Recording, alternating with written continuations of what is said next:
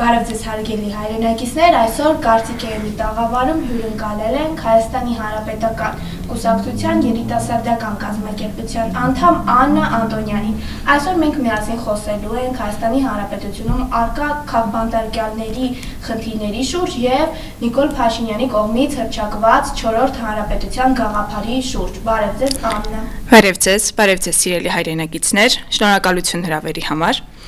Այսօր արդեն բոլորիս համար պարզ է, երբ այս իշխանությունները տարածում են իրենց կեղծ թեզերը, թե իբրև Հայաստանի Հանրապետությունում կա ժողովրդավարություն, կա ազատ խոսք, որ ոստիկանը մերն է եւ մենք ենք տերը մեր երկրի, կեղծ է եւ չի համապատասխանում իրականությանը։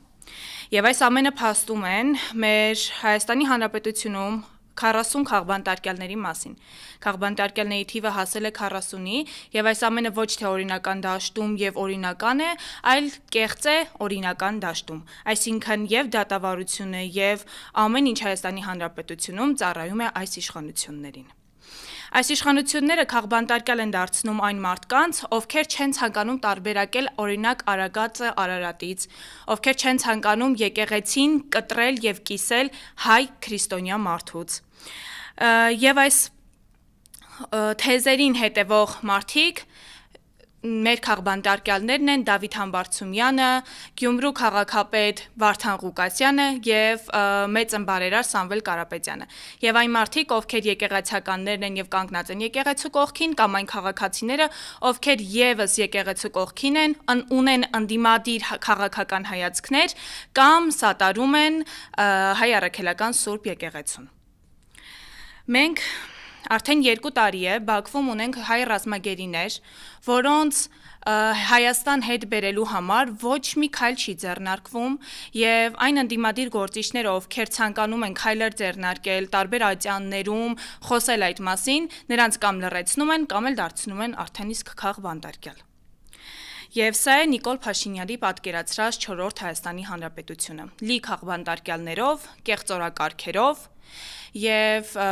կտրված եկեղեցին հայ քրիստոնյա մարդուց, սա է Նիկոլ Փաշինյանի պատկերացրած 4-րդ հանրապետությունը։ Գեներացված հասարակությամբ, որտեղ մարդիկ բաժանված են սևերի եւ սպիտակների, չեն հարգում եւ չունեն կրոնական որևիցե ուղղություն, չունեն ազգային հիմքեր։ Սակայն այն պայքարը, որը որ մենք ենք տանում, երիտասարդներս եւ ընդհանրապես ընդդիմադիր ուժ ունեցող մարդիկ, այդ պայքարը պետք է շարունակվի, որովհետև այս իշխանությունները, երբ ասում են, որ նախկիններն են մեղավոր, պետք է մի պահ հիշել, որ նրանք արդեն 7 տարի է իշխանության են եւ նրանք եւս համարվում են նախկին։ Եվ նրանց անհայրենիք որոշումների մեջ բացարձակ ընդդիմությունը կամ նախկինները մեղավոր չեն, մեղավոր են նրանք։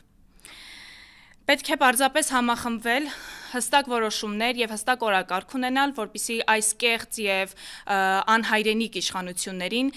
մաքրել մեր երկրի վրայից եւ շրջել այն ամոթալի պատմության էջը, որը ունենք արդեն իսկ 7 տարի։ Այս իշխանությունները չեն կարողանում համակերպվել այն իրականության հետ, որ տարբեր համայնքներում կամ մարզերում քաղաքապետեր են կամ համայնքապետեր են ընդդիմադիր հայացք ունեցող ներկայացուցիչները։ Եվ դրա համար նրանց միակ օրակարգը եւ նպատակը այդ